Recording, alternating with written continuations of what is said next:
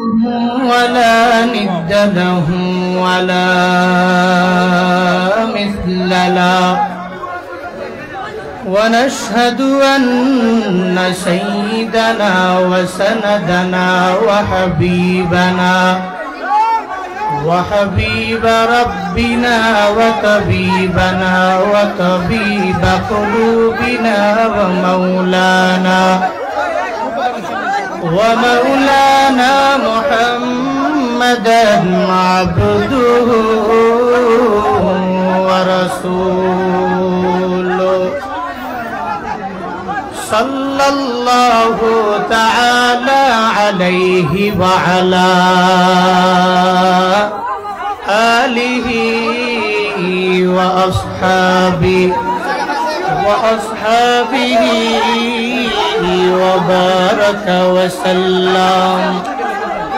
وبارك وسلم تسليما كثيرا أرسله بالحق بشيرا ونذيرا وداعيا إلى الله بإذنه وسراجا منيرا وبعد فأعوذ بالله من الشيطان الرجيم بسم الله الرحمن الرحيم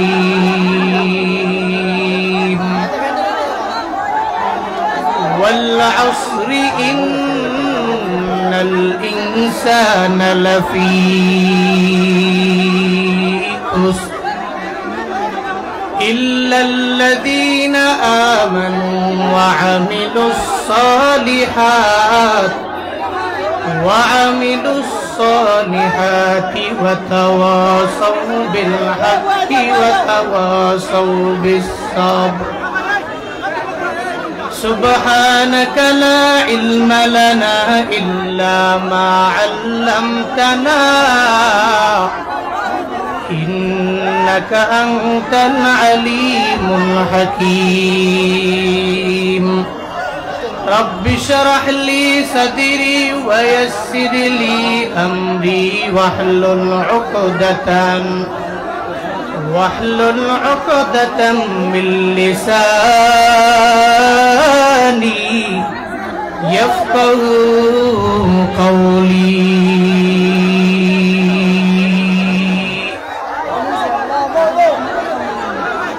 میں دور ہو مجبور ہو اے سید عالم میں دور ہو مجبور ہو اے سید عالم دیدار دکھاتے نہیں آواز سنا دو دیدار دکھاتے نہیں آواز سنا دو میں صورت یوسف کو نہیں چاہنے والا میں صورت یوسف کو نہیں چاہنے والا میں قیس کے مانند نہیں عاشق لیلا میں قیس کے مانند نہیں عاشق لیلا میں عاشق مولا ہوں میرا عشق دوانا میں عاشق مولا ہوں میرا عشق دوانا ای جملہ جہاں جس کے تجلی سے اجالا ای جملہ جہاں جس کے تجلی سے اجالا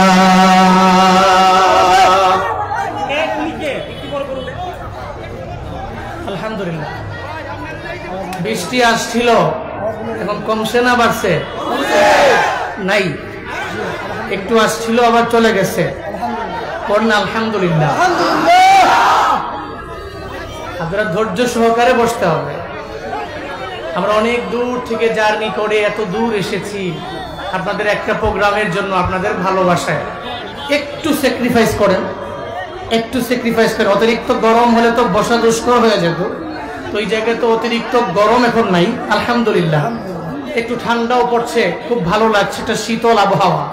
একটু ধৈর্য সহকারে বসলে আমি অল্প কিছুক্ষণ কথা বলবো, এরপরে আমাদের বাজান আসবে, এরপরে রায়হান তিলাওয়াত করবে, সঙ্গীত বলবে, আপনাদেরকে মন খুলে প্রাণ খুলে শোনাবে ইনশাআল্লাহ। আজকের এই মাহফিলে আসতে পেরে খুশি না বেজার? কি একটু একটু খুশি না বেশি খুশি? আজকের এই মাহফিলের আয়োজন করেছেন এই এলাকার যুব সমাজ, মসজিদ কমিটি, মুফতি আলী আকবর আমার ভাই অক্লান্ত পরিশ্রমের মাধ্যমে আজকের এই মাহফিলের আয়োজন করেছেন। আমি দোয়া করি আজকের এই মাহফিলের ব্যাকগ্রাউন্ডে যাদের অক্লান্ত পরিশ্রম রয়েছে, আল্লাহ প্রত্যেককে দুনিয়া আখিরাত উভয় জগতে কল্যাণকামীদের অন্তর্ভুক্ত বানায় দেন। সকলেই বলি আমিন। জোরে করে বলেন আমিন। সকলে একটু আল্লাহকে রাজি করি, আল্লাহকে সন্তুষ্ট করি যে আল্লাহ পাক গত 2 দিন আগেও এই রাতে বৃষ্টি ছিল কি ছিল না? শিলাবৃষ্টি হয় নাই, ক্ষয়ক্ষতি হয় নাই, হয়েছে কি হয় নাই? কিন্তু আজকে আমাদের জন্য একটা অনুকূল আবহাওয়া আমাদের পক্ষে আল্লাহ পাক দিয়েছেন। খুশি না বেজার? খুশি। কিন্তু আল্লাহকে রাজি করেন, চিল্লায় একবার করে পড়েন আলহামদুলিল্লাহ। সকলে একবার করে চিল্লায় পড়েন সুবহানাল্লাহ, আরো জোরে পড়েন আলহামদুলিল্লাহ, আরো জোরে চিল্লায় একবার করে পড়েন আল্লাহু আকবার, লিল্লাহে তাকবীর। এতগুলো যুবক মানুষ সাউন্ড দিলে তার একটু আওয়াজ হওয়ার কথা ছিল। লিল্লাহে তাকবীর, আল্লাহকে বড় করেন, লিল্লাহে তাকবীর, লিল্লাহে তাকবীর। নাস্তিকতা নিপাজ্জাক, দিন ইসলাম জিন্দাবাদ। নাস্তিকতা নিপাজ্জাক, দিন ইসলাম জিন্দাবাদ। কোটি প্রাণে একই আওয়াজ, ক্ষুধার্তই ছাড় পাবে না, এই বাংলায় ঠাই হবে না, মুসলমানরা জেগেছে দুর্গতমের সামনে চলো, বজ্রকণ্ঠে আওয়াজ তুলো, সবে মিলে একই তালে দাও না স্লোগান, লিল্লাহে তাকবীর, নারায়ে তাকবীর, দিন ইসলাম, দিন ইসলাম, জিন্দাবাদ জিন্দাবাদ। ইসলামের এই বাংলাদেশের হয়েছে জন্ম, ইসলামের বিরুদ্ধে গেলে দেশ হবে ভিন্ন। ইসলামের এই দেশের হয়েছে জন্ম, ইসলামের বিরুদ্ধে গেলে দেশ হবে ভিন্ন। ইসলামের বিরুদ্ধে যারা নিয়েছে অবস্থান, এই বাংলায় ঠাই হবে না, যাও হিন্দুস্তান। দুর্গতমের সামনে চলো, বজ্রকণ্ঠে আওয়াজ তুলো, সবে মিলে একই তালে দাও না স্লোগান, লিল্লাহে তাকবীর, নারায়ে তাকবীর, দিন ইসলাম, দিন ইসলাম, জিন্দাবাদ জিন্দাবাদ। মুসলমানের এই দেশেতে নাস্তিকদের ঠাই নাই, নাস্তিকদের পক্ষে যারা ওদের কোনো রক্ষা নাই। মুসলমানের এই দেশেতে নাস্তিকদের ঠাই নাই, নাস্তিকদের পক্ষে যারা এদের কোনো রক্ষা নাই। এই দেশেতে থাকতে হলে কোরআন মানতে হবে, কোরআন না মানবে যারা বিতাড়িত হবে। দুর্গতমের সামনে চলো, বজ্রকণ্ঠে আওয়াজ তুলো, সবাই মিলে একই তালে দাও না স্লোগান, লিল্লাহে তাকবীর, নারায়ে তাকবীর, দিন ইসলাম, দিন ইসলাম, নারায়ে তাকবীর, নারায়ে তাকবীর, আল্লাহু আকবার। জুনাইদ আল হাবিব সাহেব, ইসলামের শত্রুরা হুঁশিয়ার সাবধান, কায়াম মোল্লা সাহেব, আবু রায়হান সাহেব, জুনাইদ আল হাবিব সাহেব, নারায়ে তাকবীর। এই তাকবীর গুলো কার জন্য? একটু মন থেকে বলেন না, কার জন্য? আমরা কাকে বড় করি? কাকে বড় বলি? কার প্রশংসা করি? আল্লাহ আমাদের সবাইকে মৃত্যু পর্যন্ত আল্লাহকে বড় করা, আল্লাহকে বড় বলার, আল্লাহর উপর তাওয়াক্কুল করে চলা তৌফিক দান করেন। সকলেই বলি আমিন। আর একটু আওয়াজ করে পড়েন আমিন। মনে রাখবেন, দিন শেষে আপনার কোরআন, আপনার ধর্ম ইসলাম এটাই সেরা, এটাই শেষ, এটাই আপনার, এটাই আপনাকে সুপারিশ করে রবের জান্নাত পর্যন্ত নিয়ে যাবে। আপনি দল করেন, কোনো অসুবিধা নেই। এই যে সিলেটের একজন ছাত্রলীগ কর্মী সুন্দর একটা পোস্ট দিয়েছে গত 2-3 দিন আগে, আমিও আমার ওয়ালে ওই ওনার কথাটা শেয়ার করেছি যে আমাদের দিন শেষে আমার ধর্ম হচ্ছে ইসলাম। দুনিয়ার সমস্ত দল আমি করতে পারি, কিন্তু আমার রব আমার আল্লাহ, আল্লাহ এবং রাসূলকে বাদ দিয়ে অন্য কোন দলের সমর্থন আমরা করতে পারি। আল্লাহ মৃত্যু পর্যন্ত কবুল করেন। জোরে পড়েন আমিন। রাগ করেছেন আপনারা? কষ্ট হচ্ছে নাকি আপনাদের? সূরাতুল আসর খুতবায় আমি তিলাওয়াত করেছি, আপনারা শুনতেও পারেন নাই, শুনবেন কেমনে? আমি তো আর খুতবা মানে মাঝখান দিয়ে থামাই আর কথা বলতে পারি নাই, এই জন্য আমরা চিপায় ফেলে মোটামুটি কথাবার্তা কম বলেন নাই। তো অনেক কথাবার্তাই বলছেন, চিল্লিও করছেন। সূরাতুল আসর খুতবায় আমি তিলাওয়াত করেছি। ছোট্ট একটি সূরা, পবিত্র কালামুল্লাহ মাজিদের 103তম সূরা। কয়তম বলেন না? কয়তম? 103তম সূরা। মাত্র 3টি আয়াত। 3টি আয়াত হলেও এর তাৎপর্য বাড়িয়েছেন কে? আল্লাহ। কারণ এই কথাগুলো কার? আল্লাহ। আরো জোরে বলেন না কার? আল্লাহ। এই যে কোরআন যে পড়ছি, কথা বলছি, কার সাথে বলছি? আল্লাহর সাথে বলছি। আপনি মুহাওয়ারা করবেন, আপনি মুকালামা করবেন, আপনি ডায়লগ করবেন, আপনি কথা বলবেন। আমার সাথে বলতে হলে জুনায়েদ ভাই কেমন আছেন? আলহামদুলিল্লাহ ভালো। আপনি কেমন আছেন? ভালো। ডায়লগ, কথোপকথন। আল্লাহর সাথে কেমনে কথা বলা যায়? কোরআন পড়েন তো আল্লাহর সাথে অটোমেটিক আপনার মুহাওয়ারা করা হয়ে যাবে। সুবহানাল্লাহ, জোরে পড়বেন না? এই জন্যই এই কোরআন দামি কিতাবটা কার?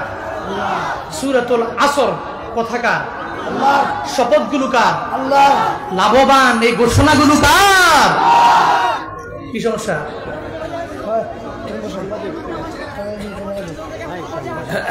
আচ্ছা আচ্ছা, উনিও করবে, আপনারাও শুনবো, সবাই মিলে জিনে নাকি? হ্যাঁ, একজন আরেকজনের জন্য স্যাক্রিফাইস করবো।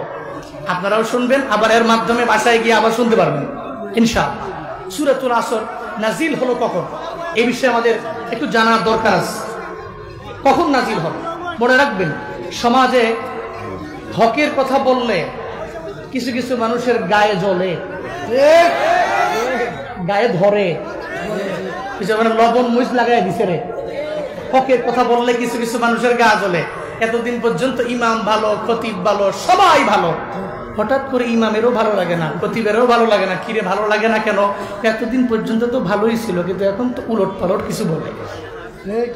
উলট পালট বলে মানে জানে না আমি সুদি লেনদেন করি, এরপরেও জানার পরেও কেন জুমার দিনে খুতবার সময় সুদের টপিকটা নিয়ে বয়ান করে? ইমাম যখন হকের কথা বলে, ইমামের অটোমেটিক ভাবে সভাপতি, সেক্রেটারি, কেশিয়ার রাগান্বিত হয়ে যায়। খতিব যখন বয়ান করে, অটোমেটিক খতিবের প্রতিও রাগান্বিত হয়ে যায়। কেন রে? বলে খতিব যখন হকের কথা বলে গায়ে লাগে। এতদিন পর্যন্ত ইমাম ভালো, যত বেতন দেওয়া লাগবে বাড়ায়া দাও, খতিবের যত বেতন দেওয়া লাগবে বাড়ায়া দাও, ওরে যা দেওয়া লাগবে দিয়ে দাও, ওর ফেসিলিটিস যা দেওয়া লাগবে আমার পক্ষ থেকে দিয়ে দিব। যেদিন থেকে দেখবেন ওই সভাপতি যদি কোনো অন্যায় কাজ করে, ওই কাজের বিরোধিতা করে, তখন বলে ও সেক্রেটারি, কেশিয়ার, আগামী মাস থেকে আর ইমামের বেতন দেওয়া যাবে না, খতিবের বেতন দেওয়া যাবে না। এতদিন পর্যন্ত ওরে আসমানের মধ্যে উঠাইছি, মাথার মধ্যে নিয়ে সুন্দর করে ওরে সম্মান দিয়ে দিলাম, আজ আর দিব না, আগামী মাস থেকে বেতন বন্ধ করে দাও। হকের আওয়াজ দিলে অটোমেটিক্যালি অনেক বান্দার গায়ের মধ্যে জ্বলে। মদিনাওয়ালা নবীর ব্যাপারেও সেম হালাত হয়ে গেছে। 40 বছর পর্যন্ত রহমাতুল লিল আলামিনের মতো ভালো কেউ হতে পারে না। আবু জাহাল কয় উতবা কয়, সাহেবা কয়, মুগিরাও কয়, সব দলে দলে দলে দলে জানায়া দিল যে মুহাম্মদের মতো আল আমিন কেউ নাই, ওনার মতো আমানতদার কেউ নাই, ওনার মতো সত্যবাদীও কেউ হতে পারে না, ওনার মতো ভালো মানুষ কেউ হতে পারে না। এই ব্যাপারে সবাই একজনে আর একজনের বলে। আল্লাহ পাক যখন রাহমাতুল লিল আলামিনের জানায়া দিলেন পয়গম্বর, আর গোপনে গোপনে গোপনে দাওয়াত দেওয়া যাবে না, এবার একটু প্রকাশ্যে দাওয়াত দেওয়া লাগবে। যখন রাহমাতুল লিল আলামিনকে আল্লাহ পাক আয়াত নাজিল করে আদেশ দিয়ে দিলেন, ওয়া আনদির আশিরাতাকাল আকরাবিন।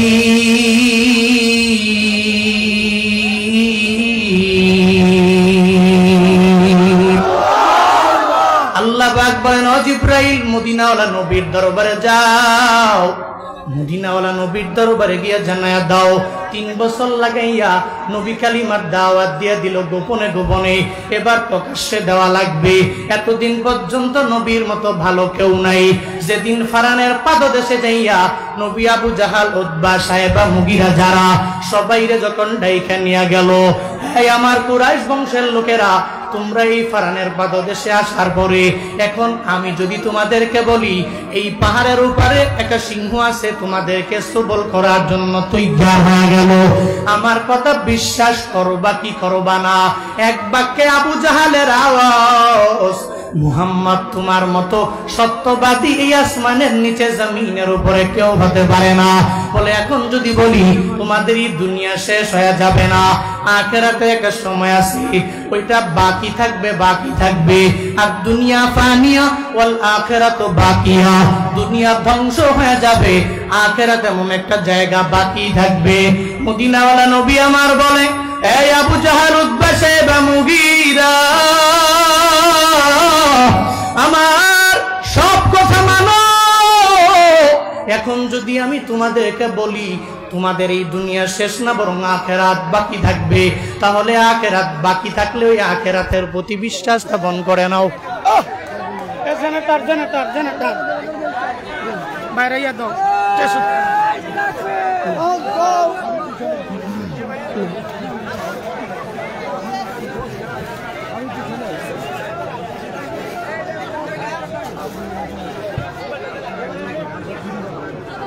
জেনারেটর, জেনারেটর বয়ান চলবে কি চলবে না? আপনারা সবাই খুশি না বেজার? ইনশাআল্লাহ ধৈর্য ধরেন, এই মুহূর্তে এই যে জেনারেটর দিচ্ছে।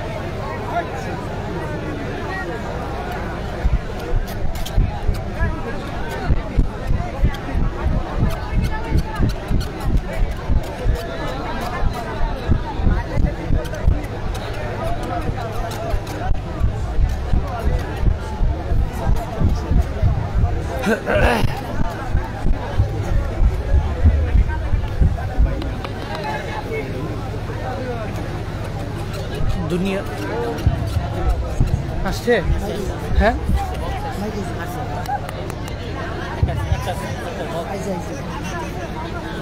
দুনিয়ার সব কিছু মানতে পারলেও আবু জাহাল এটা মানতে রাজি না।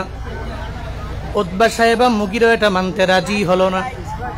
বলে তুমি আমারে যা বলবা সব মানতে রাজি, কিন্তু কালিমা পরে মুসলমান হতে পারি না। নবী দাওয়াত দিয়া দিল, মাথাও বড় গরম হয়ে গেল।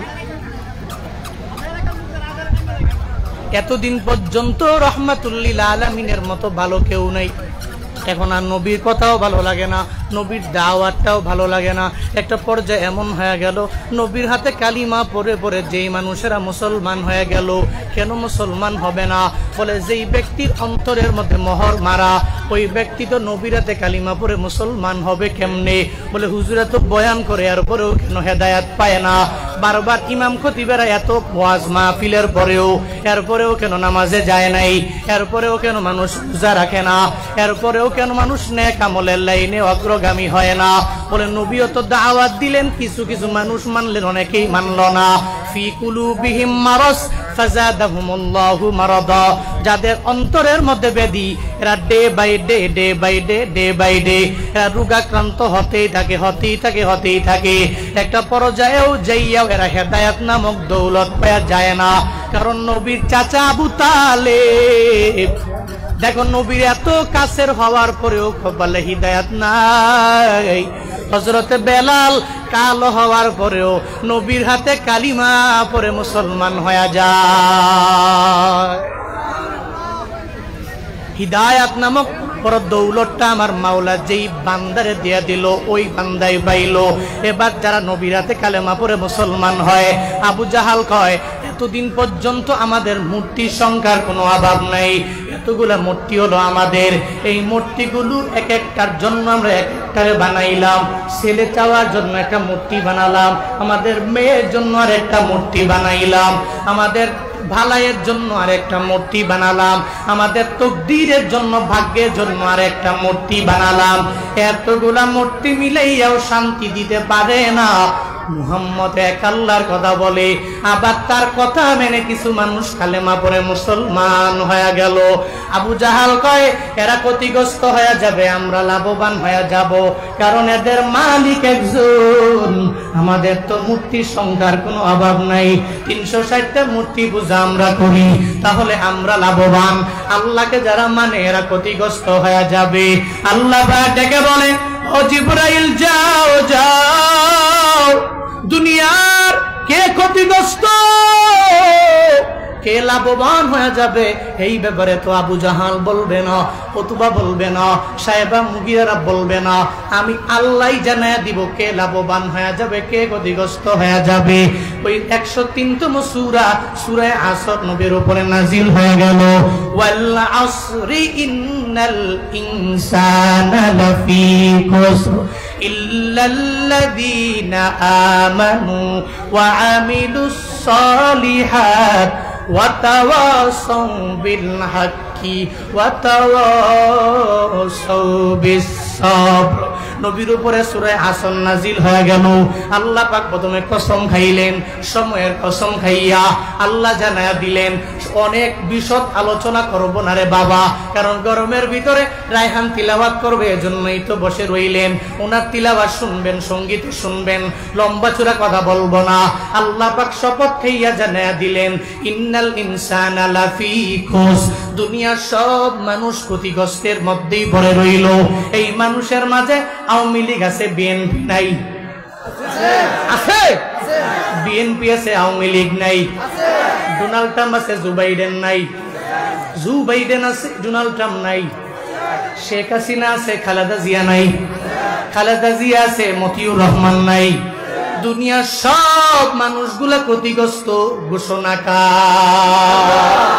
আল্লাহ পাক বলেন, আসরের কসম খায় আল্লাহ জানায়া দিলেন ইন্নাল ইনসানা লাফি খুস, আল ইনসানের আলিফ লামে ইস্তিগরাকি, মানে দুনিয়ার সব মানুষগুলো ইনসানের মধ্যেই নিহিত, এরা সবাই ক্ষতিগ্রস্ত। আল্লাহ জানায়া দিলেন এই আবু জাহাল, এই উতবা, এই সাইবা, এই মুগিরা, ও আবু বকর, ও ওমর, ও উসমান, ও আলী, দুনিয়ার সব মানুষগুলো ক্ষতিগ্রস্তের মধ্যেই রইল।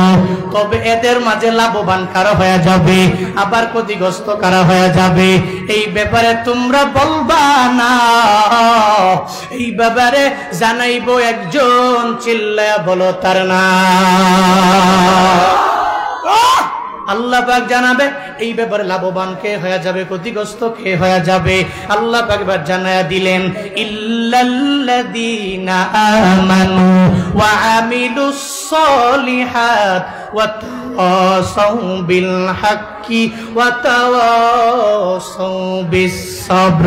আল্লাহ পাক এবার জানায়া দিলেন লাভবান কারা হয়ে যাবে, বলে 4 গুণে গুণান্বিত বান্দারা, এরা লাভবান। আমার কথা না, আল্লাহর। কার? লাভবান হয়ে যাবে 4 দল, আল্লাহর ঘোষণা।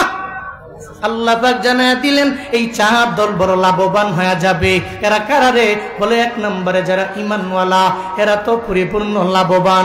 আবু বকর লাভবান, ওমর লাভবান, উসমান লাভবান, আলী লাভবান, আব্দুল্লাহ জুলবাদাইন ওই যে উনিও তো বড় লাভবান, হযরতে বেলাল বড় লাভবান, হযরতে হামজালা বড় লাভবান, হযরতে আমির হামজা বড় লাভবান। এরা ক্ষতিগ্রস্ত না, এরা বড় লাভবান হয়ে যাবে। ঘোষণাটা তো আমার মাওলার। আল্লাহ পাক জানায়া দিলেন যারা আল্লাহকে দেখলো না, এরপরেও গায়বের প্রতি পরিপূর্ণ ঈমান এনে নিল, আল্লাযীনা ইউমিনুনা বিল গায়ব ওয়া ইউকিমুনাস সালাহ ওয়া মিম্মা রাযাকনাহুম ইউনফিকুন।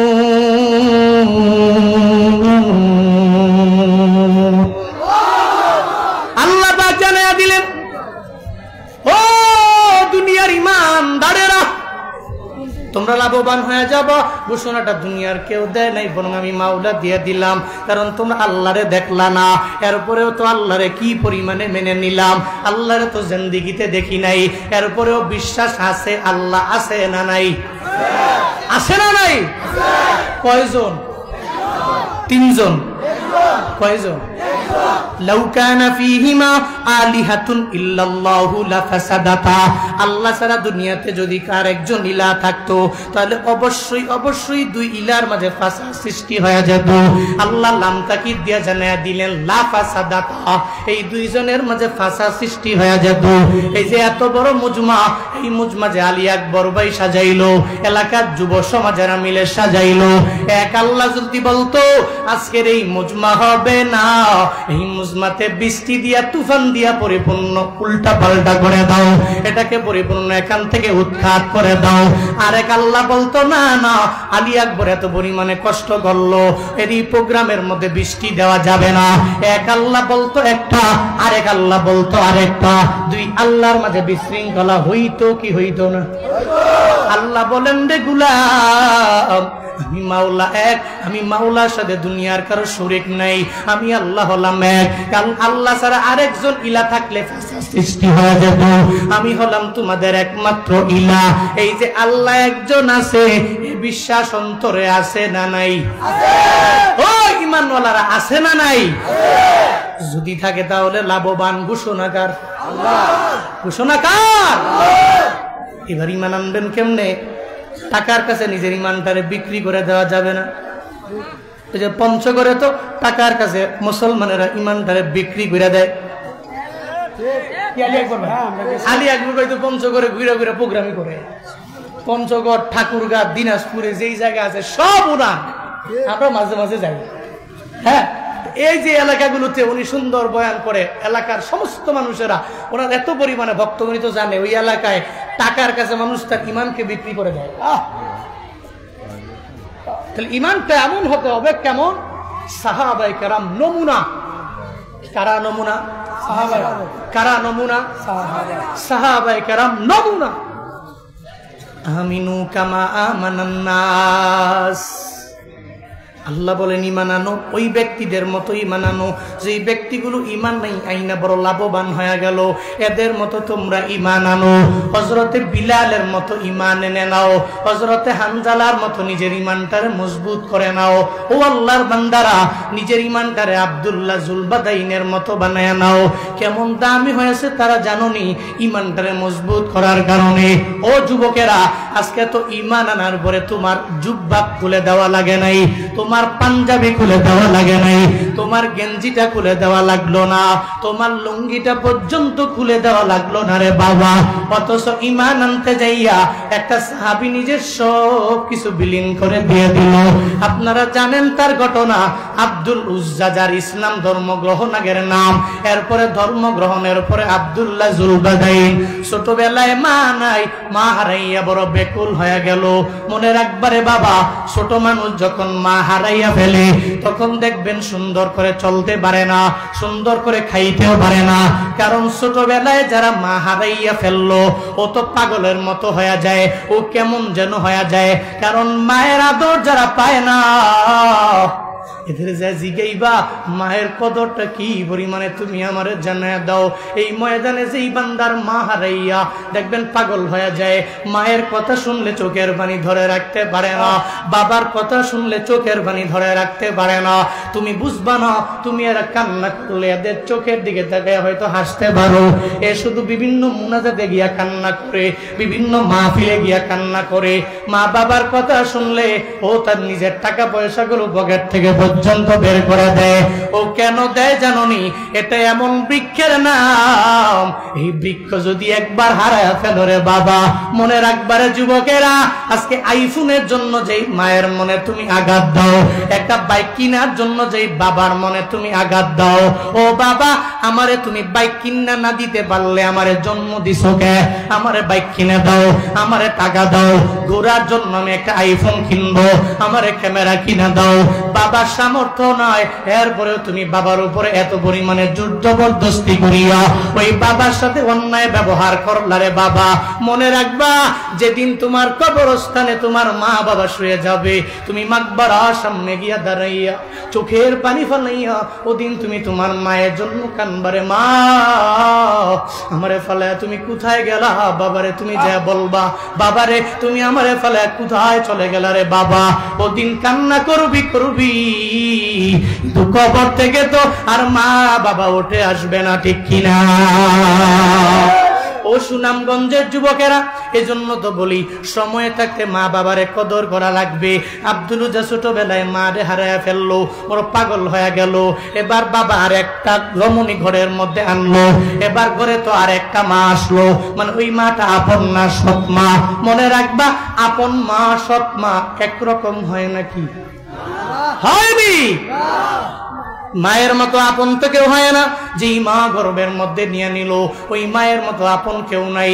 এবার ঘরের মধ্যে একটা অন্য ঘরের একটা রমণী আসলো, সৎ মা তারে ডাকা লাগে, কিন্তু তৃপ্তি লাগে না আব্দুল উজ্জার। কয়েকদিন পরে নিজের বাবাও দুনিয়া থেকে বিদায় নিয়ে চলে গেল। এখন বাবা নাই, আব্দুল উজ্জার মা নাই, বড় এতিম হয়ে গেল আব্দুল উজ্জা। এবার সৎ মা বলে, তুমি দিন দিন দিন দিন জুয়ান হয়ে যাইতেছো, তুমি জুয়ান হয়ে গেলে তোমার আমার খরচের সংখ্যাও বেড়ে যাবে। আব্দুল উজ্জা রে, আমি তোমারে তোমার চাচার ঘরের মধ্যে নিয়ে যাব, আর চাচার কাছে দিয়ে আসবো। তোমার চাচা যা যা বলবে তা তা মানবা। সকালের খাবার দিলে খাইবা, বিকালের খাবার দিলে এরপরে খাইবা। তোমার চাচার চাকর আমি পরিপূর্ণ তোমারে বানাইয়ে দিব। সঙ্গে সঙ্গে আব্দুল উজ্জার মা, আব্দুল উজ্জার সৎ মা তাকে সঙ্গে করে লইয়া তার চাচার দরবারে রওনা। চাচার কাছে যাওয়ার পরে যা বলে, আব্দুল উজ্জার চাচা রে, আব্দুল উজ্জার মা তো দুনিয়ায় নাই, তার তো বাবাও দুনিয়ায় নাই, সে তো দিন দিন দিন দিন জুয়ান হয়ে যাইতেছে, তার খরচ আমি বহন করার মতো আমার এবিলিটি নাই রে। আমি তারে দিয়ে দিলাম, ধরো ধরো তোমার কাছে আমি দিয়ে দিলাম, তোমার জিম্মাদারিতে দিয়ে দিলাম, তোমার দায়িত্বে আমি তারে দিয়ে দিলাম। তারে দেখে শুনে রাখবা, সে যা যা বলে তুমি যা যা বলবা সে তা শুনবে। তারে শুধু খাবার দিয়ে দিবা, লালন পালন করবা। চাচা আব্দুল উজ্জার দায়িত্ববার নেয়, কয়েকদিন পরে মদিনাওয়ালা নবীর ব্যাপারে যখন শুনতে পারে রে, নবীর আখলাকের ব্যাপারে যখন শুনতে পারে, অটোমেটিক নবীর ব্যাপারে যেই ব্যক্তি শুনে ওই ব্যক্তি দেখবা নিজের অন্তরের মধ্যে নবীর জায়গা দিয়ে দেয়। আসলে আল্লাহ পাক যে হিদায়াত দিয়ে দিবে, আব্দুল উজ্জার মনের মধ্যে অটোমেটিক এই ব্যাপারটা জেগে গেল যে এই মুহাম্মদ নবী যেই কালেমা পড়ে, যেই কালিমার দাওয়াত দেয়, আমি কালেমা পড়ে পরিপূর্ণ মুসলমান হয়ে যাব।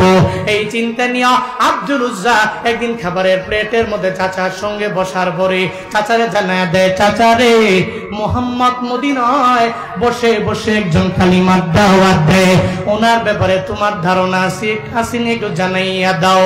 এবার চাচা যদিও বিধর্মী, সঙ্গে সঙ্গে নবীর ব্যাপারে জানায় দেয়, আব্দুল উজ্জা রে আমি আমার ওই নবীর ব্যাপারে শুনেছি রে, যদিও আমি তার ধর্ম মানতে রাজি না, আমি তার ধর্ম জীবনেও মানব না, তবে তার ব্যাপারে শুনেছি ওর মতো আমানতদার এই দুনিয়াতে কেউ হতে পারে না। একজন বিধর্মী নবীর জন্য কত পাগল জানো? একজন বিধর্মী হওয়ার পরেও আমার নবীর ব্যাপারে বলে রে আমি তার হাতে কালিমা পড়ে মুসলমান হতে পারি না, তবে তার আখলাকের ব্যাপারে আমি জানি এর মতো ভালো মানুষ কেউ হতে পারে না, এর মতো আমানতদার কেউ হতে পারে না। তো বাবারা, নবী কি পরিমাণে দামি হয়েছে নিজের আচরণ দিয়া, নিজের আখলাকের মাধ্যমে জানুনি। হযরতে ওমরে ফারুকে আজম নবীর গর্দান আনার জন্য রওনা। নবীর গর্দান আনবে, অনেক ও যাজা পেয়ে যাবে, অনেক উপডৌকন পেয়ে যাবে। যে ওমরে ফারুক আজম নবীর গর্দান আনার জন্য রওনা হইছি, ওই ওমরে ফারুক কত দামি হয়েছে জানো? ওই ওমরে ফারুক দুনিয়ার জান্নাতের সার্টিফিকেট যারা পেয়ে গেল, এদের মাঝে 2 নম্বরে ওনার নামটা উঠে গেল। এত পরিমাণে ওমরে ফারুক দামি হয়ে যায়। কত দামি হয়েছে জানো নি রে বাবা? বলে নবী ওমরে ফারুকের ব্যাপারে জানায়া দেয়, লাউ কানা নাবিয়্যুন বাদি লাকানা ওমর, আমার পরে যদি কোনো নবী হতো আবু বকর হতো না, ওসমান হতো না, আমার আলী হতো না, আমার পরে নবী হইলে আমার সাহাবী ওমর হয়ে যেত। ওই ওমরে ফারুক যে নবীর গর্দান আনার জন্য রওনা, নবীর হাতে কালিমা পড়ে মুসলমান হয়ে গেল। আব্দুল উজ্জা তো এই নবীর প্রেমটা নিজের অন্তরের মধ্যে জাগ্রত হয়ে গেল। চাচা রে আপনি কালেমা পড়বেননি? বলে না না, মৃত্যু পর্যন্ত আমি কালেমা পড়তে পারি না। তুমিও তো এই দলে যেতে পারো না, কারণ আমাদের ধর্ম এক, এদের ধর্ম হচ্ছে আলাদা। আব্দুল উজ্জা কয় না না, ওই নবীর ব্যাপারে আমি অনেক ভালো করে শুনেছি রে চাচা, আপনি যদিও কালিমা পড়বেন না, আমি আপনার সামনে খানার প্লেটের মধ্যে বসে আমি এখানেই পড়ে নিলাম লা ইলাহা ইল্লাল্লাহু মুহাম্মাদুর রাসূলুল্লাহ। আব্দুল উজ্জা কালেমা পড়ে মুসলমান হয়ে গেল। চাচার মাথা গরম নাকি ঠান্ডা? গরম না ঠান্ডা? চাচার মাথা বড় গরম হয়ে গেল। তোরে আমি লালন পালন করলাম, তোরে বড় করলাম, কিন্তু আজকে তুই আমার সাথে বেঈমানি করে আমার ধর্মের মধ্যে চুনকালি মেরে তুই অন্য ধর্মের মধ্যে চলে গেলি। ভাতিজা রে, এতদিন পর্যন্ত আমি তোরে যা যা দিয়েছিলাম সব এক এক করে তুই আমার কাছে হ্যান্ড ওভার করে দিয়ে দাও। আব্দুল উজ্জা এক এক করে সব চাচার কাছে দিয়ে দিল। কারণ যারা ঈমানওয়ালা এরা নিজের ঈমানটারে বিক্রি করতে পারে না। আমিনু কামা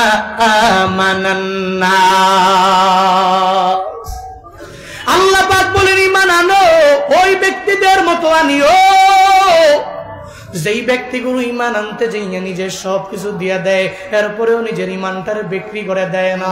আব্দুল উজ্জা সঙ্গে সঙ্গে সব খুলে দিয়ে দিল, পরনে শুধু লুঙ্গিটা বাকি আছে। এবার চাচায় কয়, ভাতিজারে পরনের লুঙ্গিটাও কিন্তু আমারটা। কয় কেন? ওই লুঙ্গিটা পর্যন্ত তুই আমারে দেওয়া লাগবে। একটা যুবক মানুষ লুঙ্গিটা পর্যন্ত যদি নিয়ে যায় তাহলে কেমনে যাবে, কিভাবে যাবে, কোথায় যাবে?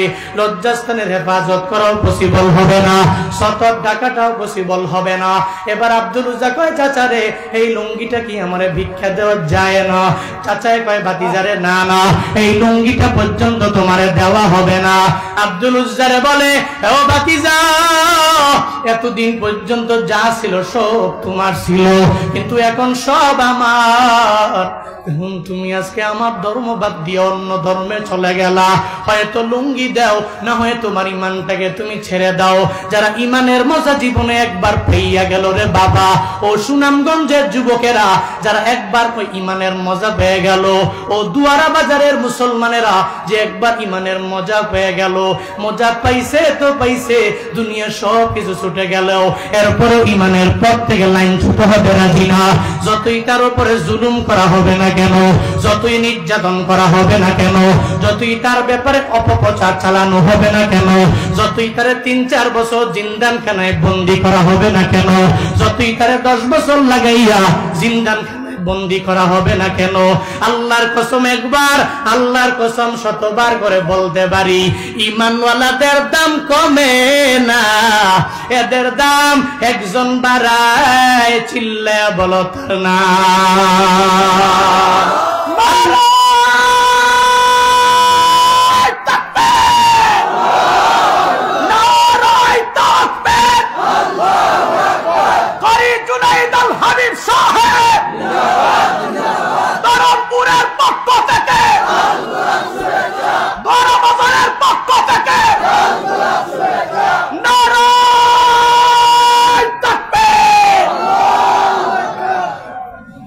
এতগুলা মানুষ এত রাত পর্যন্ত বয়ান শোনার জন্য বসে রইলেন, তিলাওয়াত শোনার জন্য, এ সঙ্গীত শোনার জন্য, এটা সব কিছু টাকার কারণে হয় নাই। আমি তো আপনারা বাড়ি করে দেই নাই, রায়হান তো বাড়ি করে দেয় নাই, আমার বাজান তো আপনার বাড়ি করে দেয় নাই, কিন্তু এর উপরেও এদের জন্য কেন বসে রইলেন? কেন একটু তাদের জবান থেকে কথা শোনার জন্য এত পরিমাণে ওয়েটিংয়ে কেন থাকলেন? সব আমার মাওলার কোরআনের সম্মান, ঠিক কিনা? ইমানের বলে বলিয়ান হয়ে গেলে দুনিয়াতে যদিও কিছু মানুষ তাই হেও করে, আখিরাতের লাইনে সে বড় দামি হয়ে যায় রে বাবা। আব্দুল উজ্জা কয় চাচা রে এই লুঙ্গিটা পর্যন্ত আপনারা দিয়ে দেওয়া লাগবে? বলে হ্যাঁ দেওয়া লাগবে। ইমানের বলে বলিয়ান হইয়া আব্দুল উজ্জার সঙ্গে সঙ্গে আমার মাওলার দরবারে আবদার জানায়, ও দয়ার মালিক, এই দুনিয়াতে আমি আব্দুল উজ্জার মা নাই, আমার বাবাও নাই, আমি মা বাবা হারাইয়া বড় এতিম। আল্লাহ গো, আজকে লুঙ্গিটা পর্যন্ত আমার দিয়ে দেওয়া লাগবে, তবে লুঙ্গিটা আমি দিয়ে দিতে রাজি হয়ে যাব, এরপরে আমি আমার ইমানটাকে ছাড়তে রাজি হব না, আমার ইমানকে আমি উইড্য করব না, আমি ইমানের উপরে ইস্তেকামাত থাকিয়া এরপরে আমার লুঙ্গিটা পর্যন্ত আমি দিয়ে দিতে রাজি হয়ে যাব। আমার আল্লাহর দরবারে তাওয়াক্কুল করে লুঙ্গি খুলিয়া বলে চাচা ধরো, তোমার লুঙ্গি আমার আর লাগবে না রে চাচা। সঙ্গে সঙ্গে চাচার কাছে লুঙ্গিটা দিয়া এবার আব্দুল উজ্জা লজ্জাস্থানটারে কোনো রকম ভাবে নিজের 2 হাত দিয়ে চাপা দিয়া ধরে যখন সৎ মায়ের ঘরে রওনা হয়ে যায়, সৎ মায়ের দরবারে যাইয়া সৎ মায়ের জানায় দেয়, মারে মারে একটু দরওয়াজাটা খুলো, আমি আব্দুল উজ্জা তোমার দরওয়াজার সামনে হাজির হয়ে গেলাম। 2-3 বার ডাকের পরে সৎ মা যখন ঘর থেকে বের হয়ে আসলো, দরওয়াজাটা যখন খুলে দেওয়া হলো, এবার দেখে আব্দুল উজ্জার অবস্থা ভালো না, এত বড় একটা নওজোয়ান যুবকের হালত ভালো না, লজ্জাস্থান পর্যন্ত দেখা যায়, সতরটাও ঢাকতে পারে নাই, কোন রকম ভাবে হাত দিয়া ঢেকে রাখছে, লজ্জায় পরে সৎমাটা একটু দূরে চলে গেল। এবার বলে আব্দুল উজ্জা রে এই হালত তোর অবস্থায় কে পরিণত করলো? তোর লুঙ্গি কই, তোর গেঞ্জি কই, তোর জামা কই, কোথায় নিয়ে গেল, কে নিয়ে গেল? আব্দুল উজ্জা ডেকে বলে, ও মা আমার, এই দুনিয়াতে আমি ছোটবেলায় আমার মায়ের আদর আমি পাই নাই, আমার বাবার আদর আমি পাই নাই, আমার মা বাবার আদর না পাইয়া আমার চাচার কাছে আমি বড় হয়ে গেলাম। আমার চাচার দরবারে আমি যাওয়ার পরে আমি কালেমা পড়ে যখন মুসলমান হয়ে গেলাম, চাচায় কয় বাতিজারে যা আমি তোরে দিয়েছিলাম সব আমারে দেওয়া লাগবে। আমি এক এক করে চাচার কাছে দিয়া দিলাম, আমার পরনের লুঙ্গিটা পর্যন্ত চাচা চেয়ে নিল রে, আমি এর উপরেও চাচারে দিয়ে দিলাম। চাচা ধরেন আমার পরনের লুঙ্গিটা জায়গা পর্যন্ত আমি আপনারে দিয়ে দিলাম। ও মা রে, ঘরের মধ্যে একটা কম্বল থাকলে তুমি আমারে দাও, এই কম্বলটা দিয়া কোন রকম ভাবে লজ্জাস্থান ঢাকবো, আমি এখানে থাকবো না, আমি মদিনাওয়ালা নবীর দরবারে চলে যাব। দুনিয়ায় হয়তো আর তোমাদের সাথে আমার মোলাকাত হবে না। সৎমা ডেকে বলে, আমিও তো গরিব মানুষ, আমার ঘরের মধ্যেও তো কিছু নাই, এর উপরেও কিছু একটা থাকলে তুমি আমারে দাও।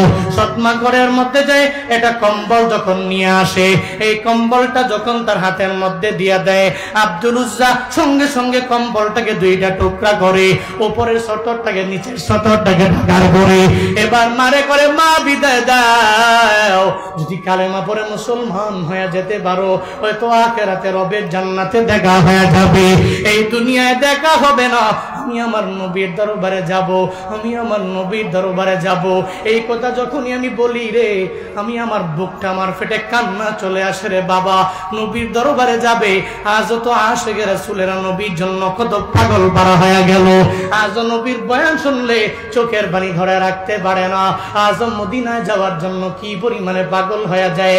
এই যে দুয়ারা বাজারের এই অজপাড়া গ্রামের মানুষেরা, দিন মজুরেরা, ডেলে বেড়েরা, কোন রকম দিনে আনে দিনে খায়, কোন রকম চলাফেরা করে। একটা রিক্সাওয়ালারে বলি, ও রিক্সাওয়ালা, তুমি জীবনে একবার তোমার একটা শখ তুমি আমারে বলো। বলে, হুজুর দোয়া করবা যাতে করে আল্লাহ আমারে জীবনে একবার মক্কায় লয়ে যায়, আমারে যাতে করে জীবনে একবার মদিনায় লয়ে যায়, আমারে যাতে করে জীবনে একবার আল্লাহ উমরা করার জন্য একটা সুযোগ করে দেয়, আল্লাহ যাতে করে জীবনে একবার আমারে হজ করার জন্য সুযোগ করে দেয়।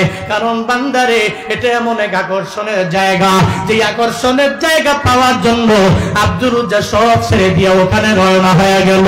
ওই আকর্ষণের জায়গায় যাওয়ার জন্য হযরতে বেলাল সব ছেড়েছি, ওই আকর্ষণের জায়গায় পাগল হওয়ার জন্য নিজে পরিপূর্ণ ইশকের সাগরের মধ্যে ডুব দিয়া আবু বকর নিজের জিন্দেগি সব মালগুলো বিলীন করে দিয়ে দিল। হযরতে ওমরে ফারুক আযম সব কিছু বিলীন করে দিয়ে দিল। হযরতে ওসমান রাদিয়াল্লাহু আনহু তাও তিনি ইসলামের জন্য বিলীন করে দিয়ে দিল। আজ মুসলমানেরা ওই মদিনায় তোমরা যেতে চাও না, এমন কোন বান্দা নয় যে যেতে চাও না। এই ময়দানে এত দামি লোক আছে রে, কার দোয়া জানি কবুল হয়, কার হাত জানি কবুল হয়, আমি জানি না, জানি না, জানি না। 40 জন মানুষ এই জায়গায় হাত উঠাইয়া আমার মাওলার দরবারে আবদার জানায়, আল্লাহ গো, আমার দোয়া তুমি কবুল করে নাও। একজনের দোয়া কবুল হয়ে যেতে পারে। এই ময়দানে মদিনায় যেতে চায় না এমন কোন ব্যক্তি নাই, এই ময়দানে মক্কা যেতে চায় না এমন কোন ব্যক্তি নাই। কত কোটিপতি আছে রে, কত মিলিয়ন ডলারের মালিক আছে, দুনিয়ার সব জায়গায় গেল, কিন্তু মদিনায় যেতে পারে নাই, মক্কায় যেতে পারে নাই। এই ময়দানে একটু দুইটা হাত বাড়াইয়া খোলা আসমানের নিচে আমার আল্লাহ দেখাইয়া দাও না, আমার আল্লাহরে একটু দেখাইয়া দাও না, আমার আল্লাহরে একটু দেখাইয়া দাও না, আমার আল্লাহরে দেখাইয়া দাও না। ও আল্লাহ, তাকায়া দেখো এই সুনামগঞ্জ রজপাড়া গ্রামে এই রাতের বেলা দুইটা হাত বাড়াইয়া তোমার বান্দারা কি আবদার রে, একটা মানুষরেও তুমি মদিনা না দেখায় মরণ দিও না। একটা মানুষেরও মক্কা মদিনা না দেখাইয়া মাইরেন না পড়ে না আমি, আরো সুরে পড়ে না আমি। বড় আশা ছিল মনে, বড়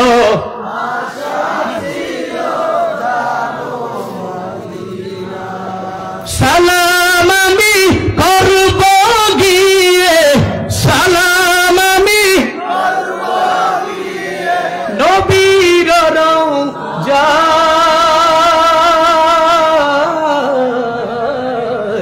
মনে বড়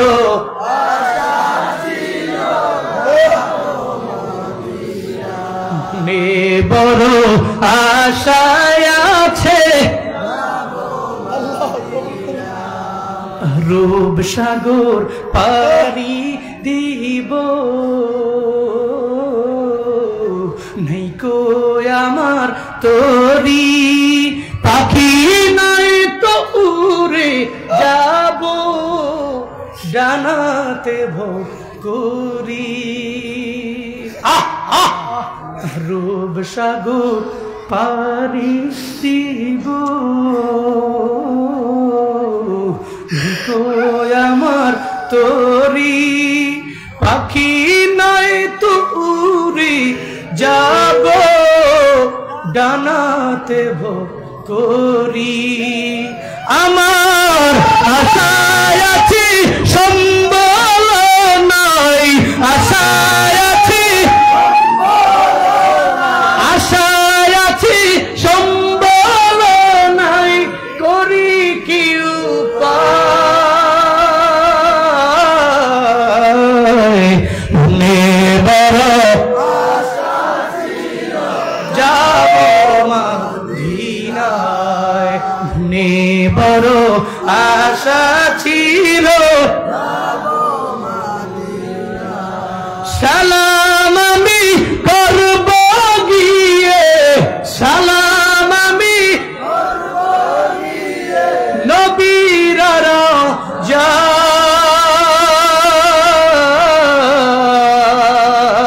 রাজায় নেবার আশা ছিল যাব মদিনা কৌশল কইরা লইয়া যাইও কৌশল কইরা লইয়া যাইও কৌশল কইরা লইয়া যাইও সোনার মদিনা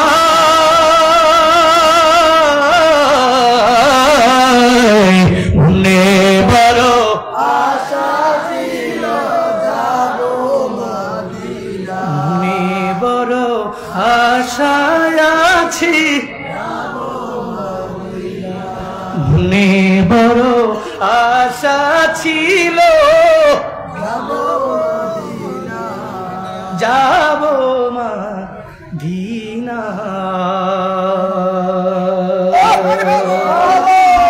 আল্লাহ জীবন একবার হলেও মদিনায় যাওয়ার মতো তৌফিক দান করুন আল্লাহ যারা গিয়েছে মাররাতান নয় মিরারান মিরারান বার বার বার যাওয়ার তৌফিক দান করুন আমিন রাগ করেছেন আপনারা না কষ্ট হচ্ছে আপনাদের আব্দুল উজাড়েকে বলে চাচা রে বিদায় দাও নবীর দরবারে যাব মায়ের কাছে বলে বিদায় দাও আর জীবনে দেখা হবে না নবীর দরবারে যাব আব্দুল উজা নবীর দরবারে যাওয়ার জন্য যখন রওনা করে আউলাকে সে পাগল বেশে নবীর জন্য দৌড়ায় নবীর প্রেমে পাগল হইয়া সব সারিয়া দিল ওই আব্দুল উজ্জা নবীর দরবারে দৌড়ায় মসজিদে নববীতে নবী বয়ান করে দরওয়াজা দিয়ে যায় আব্দুল উজ্জা উকি মারে রে তাকায়া দেখে রে পূর্ণিমার চাঁদ ওই জায়গায় বসে আছে সুবহানাল্লাহ আল্লাহু আকবার বলে আল্লাহু আকবার আব্দুল উজ্জা সঙ্গে সঙ্গে একটু উকি মেরে যখন রওনা হয়ে যায় নবী আব্দুল উজ্জারে ডেকে ফেলছে নবী ডেকে বলে ও সাহাবীরা কে এসেছে কে আমি নবীর দরবারে আসলো রে কে আমি নবীর একটু উকি দিয়ে তাকায়া দেখলো রে সঙ্গে সঙ্গে রাহমাতুল লিল আলামিন একটা সাহাবীরে পাঠায়া দিল আব্দুল উজ্জার ডাইকা আনো আব্দুল উজ্জার ডাইকা আনার পরে এবার সঙ্গে সঙ্গে নবীর সামনে যখন দাঁড়ায়া যায় নবী ডেকে বলে কে রে কি তোমার পরিচয় আমি তো তোমারে চিনি না তোমার পরিচয় তুমি আমারে দাও আব্দুল উজ্জা কয় নবী গো এক নম্বরে আমার পরিচয় হলো আমি একজন ইমানদার দুই নম্বরে আমার পরিচয় আমি একজন এতিম মানুষ দুনিয়ায় যার মাও নাই যার বাবাও নাই যার কারণে আউলা কাছে পাগল বেশে হইয়া নবী আমি আপনার দরবারে হাজির হয়ে গেলাম আমার ছোটবেলায় আমি বাবার হারাইছি আমার মারও আমি হারিয়ে ফেলছি এরপরে চাচার ঘরের মধ্যে আমি লালন পালন হতে লাগলাম একটা পর্যায়ে আমি ওনার সামনে কালিমা পড়ে মুসলমান হয়ে গেলাম আমার সব কিছু খুলে উনি নিয়ে চলে গেল আমি বড় এতিম হয়ে গেলাম মনে রাখবা নবীর সামনে যদি একজন এতিম কথা বলে নবী চোখের পানি ধরে রাখতে পারে না কারণ আমার নবীও তো এতিম রে দুনিয়াতে আসার পরে যেই নবী নিজের বাবা কেমন জিনিস বাবার আদরটা যেই নবী পায় নাই রে 6 বছর বয়সে নিজের মাকে যেই নবী হারায়া ফেললো রে, দাদারও 8 বছর বয়সে হারায়া ফেললো। একটা এতিম মানুষের সামনে একটা এতিম যায় গুণগান করে, নবী গো এতিম মানুষ আপনার দরবারে হাজির হয়ে গেল। নবী কয় আমিও এতিম, তুমিও এতিম, আমার সামনে হাজির হলা। বলে হাদিসে আসছে একটা এতিম নবীর সামনে যাইতে পারে নাই, যে নবী সামনে দিয়ে একটা এতিম গেছে কিন্তু নবী তারে ধইরা তার মাথার মধ্যে হাত বুলায় নাই। এমন কোন নজির কেউ দেখাতে পারবে না, এমন কোন প্রমাণ কেউ দেখাতে পারবে না। আমাদের বাজারের জন্য এখনো আর রায়হানে অনেকজন এতিম পালে। কয়জন? 170 জন এতিম পালে। এই এতিমরা এত পরিমাণে দামি, যাদের দোয়ার কারণে আজকে আর রায়হান বড় দামি, আমার বাজানো বড় দাম। ঠিক না বেঠিক? বাবা, কারণ এতিমের দোয়া আমার মাওলার দরবারের থেকে ফিরে আসে না।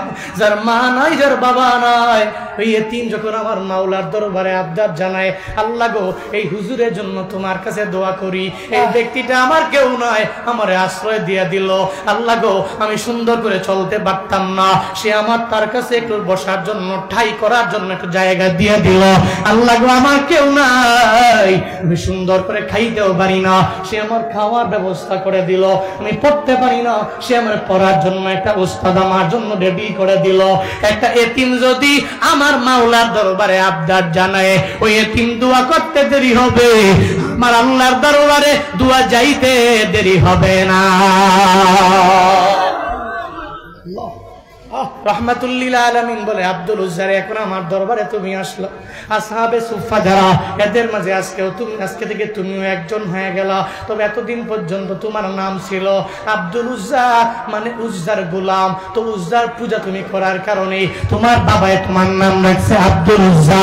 এখন ধর্ম গ্রহণ করার পরে আর তোমার নাম আব্দুল উজ্জা থাকবে না।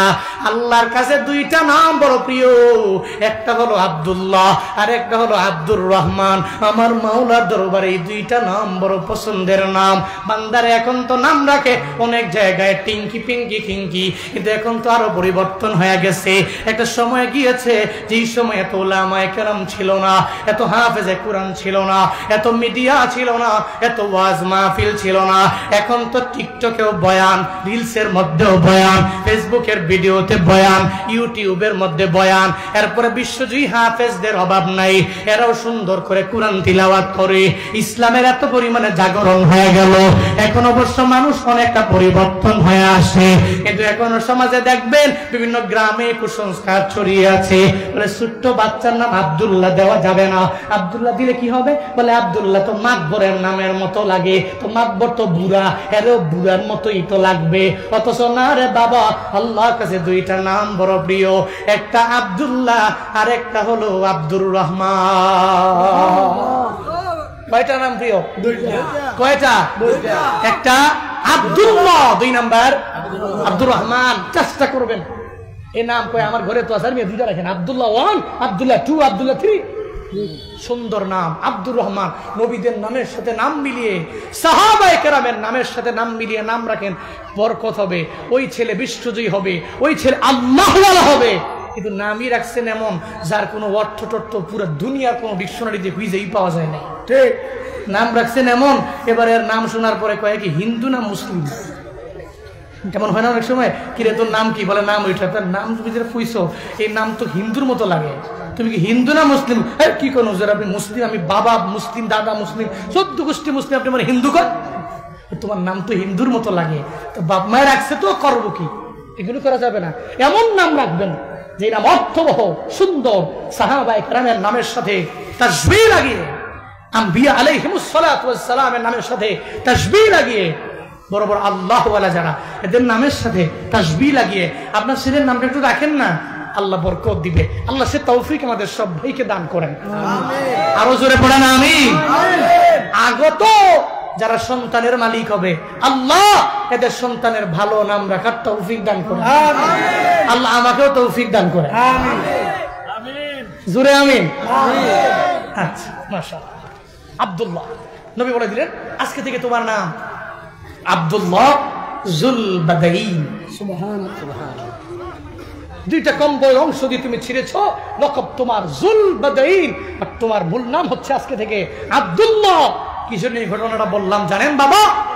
এই যুবকেরা, আজকের এই মাহফিলে মুরব্বী কম, যুবকেরা বেশি, আমরাও ইয়াং, শ্রোতারাও ইয়াং, আলী আকবর ভাই তো আরো বেশি ইয়াং। যখন তাকবীর দেয় ওরে বাপ রে বাপ, এ মনে হয় যে একেবারে চুপচাপ যুবক, তো মোটামুটি পান টান খেয়ে বুড়ার মতো লাগলেও আসলে যুবক। আল্লাহ আমার ভাইয়ের হায়াতে বরকত দান করেন। এমনটা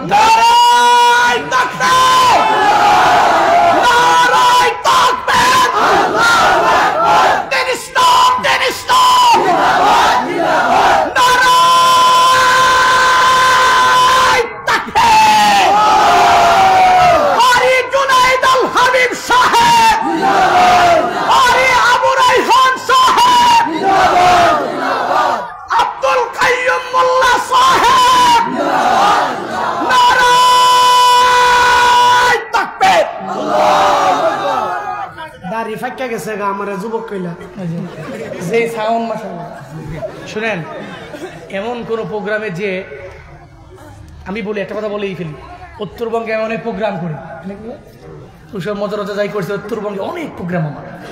আমি এবছরও সিরাজগঞ্জ থেকে নিয়ে শুরু করে যমুনার ওপার থেকে সিরাজগঞ্জ থেকে নিয়ে শুরু করে একদম পঞ্চগড়ের তেঁতুলিয়া পর্যন্ত, যেটা আপনার বলি টেকনাফ থেকে তেঁতুলিয়া, রূপসা থেকে পাথুরিয়া, এই তেঁতুলিয়া পর্যন্ত আমার প্রোগ্রাম প্রায় ছিল 1.5-2 মাসের উপরে। মানে এই জায়গাটা, এই এরিয়াটাই সিরাজগঞ্জ এক জেলা শহর, এই জেলাতে আমি প্রোগ্রাম করছি পুরো এই থানাগুলো ঘুরে ঘুরে প্রায় কমপক্ষে 30টা সিরাজগঞ্জে। এই জন্য উত্তরবঙ্গের এই যে মানুষগুলো আমি দেখছি, জিজ্ঞেস করলে বলে গত বছর আগের বছর প্রধান বক্তা কে ছিল, মুফতি আলী আকবর সিলোটি। পরে আমি কই কেমন, হুজুর একজন লোকেরও আমি এটা বলতে শুনলাম না যে ওনার গলাটা ভেঙে গেছে, ভাঙ্গার কারণে কথাটা বলতে পারে নাই, গলায় জোর টোর কম, আস্তে আস্তে কথা বলে, বেশি জোরে বলতে পারে না, চিৎকার দিতে পারে না। একজন লোকেরও এটা বলতে শুনি নাই। যেই আমার পাইছে আমার বলছে হুজুর একটা পাইছিলাম, ওরে বাপরে বাপ, এমন জোরে চিৎকার মারে মনে হয় মাইকের তার তো ছিঁড়ে যাবে। অনেক জায়গায় ওনার ভাই আমির ড্রাইভার আছে, আমির হোসেন, এই যে গত 10 দিন চলছিলাম ওনারা নিয়ে, আমি আমাকে বললো যে আলী আকবর ভাই যে প্রোগ্রামগুলো করে, এই প্রোগ্রামগুলো ঘুরে ঘুরে করলে আমি দেখছি অনেক প্রোগ্রামে এত জোরে চিৎকার দিছে মাইক থেকে ছিঁড়ে গেছে তার তো। আল্লাহ এই কণ্ঠে আরো নূর দান করেন, আল্লাহ এই কণ্ঠ ইসলামের জন্য কবুল করেন। একটু মন থেকে পড়েন আমিন। আপনাদের এলাকার গর্ব, আপনাদের এলাকার অহংকার, আপনাদের এলাকার ফখর, এই জন্য ওনাকে সম্মান করবেন, ইজ্জত করবেন, মায়া করবেন, মহব্বত করবেন, ভালোবাসবেন। আপনাদের ভালোবাসা নিয়ে উনি অনেক দূর পর্যন্ত অগ্রগামী হবে। আল্লাহ সেই তৌফিক আমাদের সবাইকেই দান করেন, সকলেই পড়ি আমিন। বলতেছিলাম বাবা, আমিনু কামা আমানান নাস, 1 নম্বরে লাভবান ওরা যারা ঈমান আনলো। ঘোষণা কার? ঘোষণাটা কার? আল্লাহ। আর 3টা বলতে গেলে তো বিস্তর বয়ান করব না, 3টার সংক্ষিপ্ত আকারে বলবো। ইল্লাল্লাযীনা আমানু, 1 নম্বর ঈমানওয়ালা যারা, এরা লাভবান। আল্লাহ পাক বলছেন 2 নম্বর ঈমানের পরে নামাজ লাগবে নি, রোজা রাখা লাগবে নাকি, যাকাত দেওয়া লাগবে। ইসলামের ভিত্তি 5টি, কালিমা, নামাজ, রোজা, হজ। কয়টা? 5টা। পুরো ইসলামটা কয়টা স্তম্ভের উপর দাঁড়িয়ে আছে? কয়টা স্তম্ভের উপর দাঁড়িয়ে আছে? 5টা স্তম্ভের উপর দাঁড়িয়ে আছে। 1 নম্বরে নামাজ, রোজা, হজ, যাকাত, এই 4টা মিলে কালিমা। এবার কালিমা, এই ইসলামটা পুরাটা ধরেন একটা বিল্ডিং, এই বিল্ডিং এর খুঁটিগুলো যদি আপনি ধরে রাখতে পারেন তো অটোমেটিক আপনিও একজন খাঁটি মুমিন, খাঁটি মুসলমান, আর আপনি তো লাভবান। সুবহানাল্লাহ জোরে পড়বেন না? লাভবান 1 নম্বর ঈমানওয়ালা, ঈমানের পরে যারা আমল করে, নেক আমল করেনেওয়ালা। 3 নম্বর হকের ব্যাপারে একজনে আরেকজনকে উপদেশ দাতা, যে ব্যক্তি দেয়, একজনে অন্যায় করছে তার হকের ব্যাপারে দাওয়াত দেয়, যে ব্যক্তি দেয় ও ব্যক্তি লাভবান। 4 নম্বরে নিজ ধৈর্য ধারণ করে, আরেকটা ব্যক্তিও ডিপ্রেশনে পড়লে সে তাকে আত্মহত্যার বুদ্ধি দেয় না, তার মাকে আঘাত করার মতো, এত বড় দুঃসাহস করার মতো এই বুদ্ধিটাকে দেয় না। বুদ্ধি দেয়, বন্ধু বিপদে পড়ছো, ফাইজা আযামতা ফাতাওয়াক্কাল আলাল্লাহ ইন্নাল্লাহা ইউহিব্বুল মুতাওয়াক্কিলিন, আল্লাহর উপর তাওয়াক্কুল করে চলো। ইস্তাঈনু বিস-সাবরি ওয়াস-সালাহ, সাহায্য প্রার্থনা করো 2টার মাধ্যমে, সবর আর সালাহ। এই যে ব্যক্তি উপদেশ মানুষকে দেয়, ওই ব্যক্তিগুলো লাভবান। ঘোষণাকার আল্লাহ। আর জোরে বলেন কার? এই 4 দল লাভবান দলদের অন্তর্ভুক্ত আমরা হতে চাই কি চাই না? চাই তো ইনশাআল্লাহ। আল্লাহ আমাদের সব ভাইকে এই 4 দলের অন্তর্ভুক্ত বানিয়ে দেন, সকলেই পড়ি আমিন। আল্লাহ আমাদের ঈমানটাকে মজবুত করে দেন, পড়েন আমিন। আল্লাহ আমাদেরকে নেক আমলের লাইনে অগ্রগামী বানিয়ে দেন, পড়েন আমিন। আল্লাহ আমাদের সবাইকে হকের উপরে ইস্তেকামত থাকার তৌফিক দান করেন, পড়েন আমিন। আল্লাহ আমাদের সবাইকে ধৈর্য ধারণ করার মতো তৌফিক দান করেন, সকলেই পড়ি আমিন। দোয়া করবেন আমার জন্য আলী আকবর ভাই। হ্যাঁ হ্যাঁ, আচ্ছা আচ্ছা, আলী আকবর ভাই আবদার জানিয়েছে, উনি ওনার একদম দরদ নিয়ে ওখানে কথাগুলো বলছিল ওনার মসজিদের ব্যাপারে। উনি এখন আমাকে জানাইল যে চাহিদা আছে কত হাজার ইট? 15,000 ইট লাগবে। 15,000 ইট লাগবে, 15,000 ইট। 10,000 বর্তমান কত আপনার এলাকায়? 10,000 ইটের দাম কত? 1,000 কত? 12,500। 1,000 13,500। হ্যাঁ, 1,000 হচ্ছে 13,500। তাহলে এরকম লাগবে কত? 15 জন হলে 15 জন ব্যক্তি আমার লাগবে। 15 জন ব্যক্তি লাগবে, যে ব্যক্তিগুলো 1,000 করে 15,000